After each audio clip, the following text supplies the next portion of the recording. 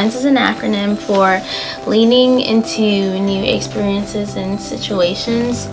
So basically, yeah, like what the title is, like it's usually the surprise aspect of orientation, like the incoming freshmen see it on their program, but they don't know what it really is.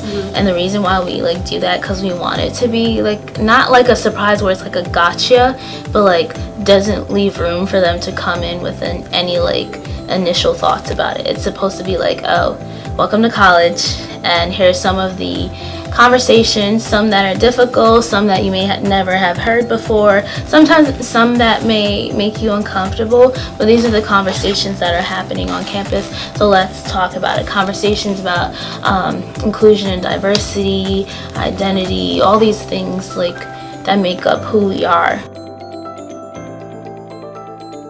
I write a lot. I write poetry. I write narratives about like Black identity and specifically being a woman of color. So I spoke to Natalie Walker Brown, who's in charge of student inclusion and diversity, and also LINES. And we just throughout the year we're jotting down ideas, and then it became a LINES plot.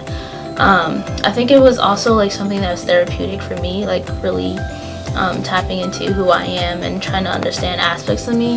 So I'm first generation American. My parents are from Haiti, and like conversations about race aren't really a thing there. Like colorism is, but like the whole black and white thing is not really a thing there, because like 95% of the island is black people. But here, like as you can see, like St. Joe's, like the minority population is pretty small, so coming here, like I was kind of like hit with the like how do I make sense of who I am versus the majority here. So unpacking that.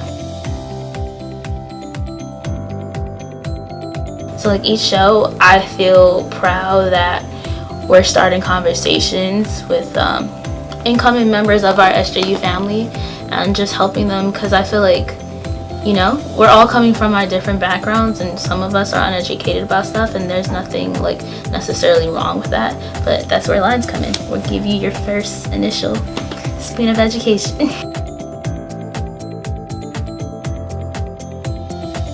So we don't practice during the school year in terms of narratives. So like I said, throughout the year we're working with Natalie Walker Brown about creating the stories. So like all the narratives are not one people's stories. It's a combination of multiple stories to like keep in mind different narratives that happen on campus. So those are being like written all year. When the LINES cast is finalized, we come in a week before orientation, and we learn it in a week.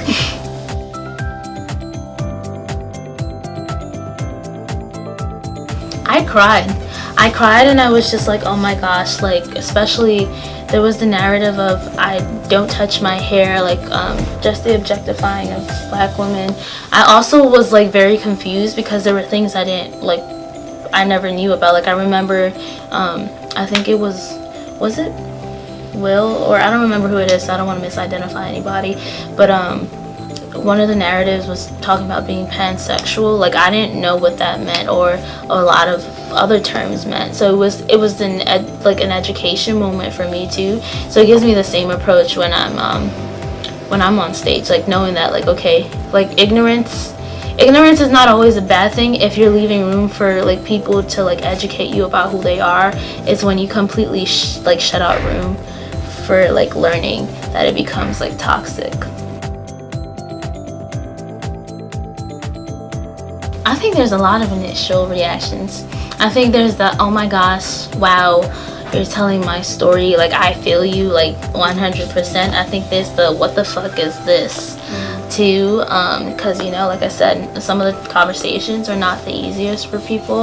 I think there's the okay, I feel like I identify with some of the bad things that are part of the narrative. Like what does that say about me? Like I think there's just multiple reactions, and everyone gets different stuff from it.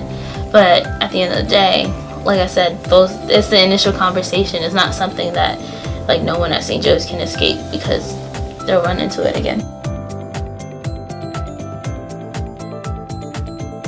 by popping into the Center for Inclusion and Diversity. It's on the second floor of Campion. You can't miss it. You'll hear all the students in there interacting with each other. Or another way is you can email lines@sju.edu and say like I want to participate, or stop in and talk to the program coordinator, Amani Briscoe.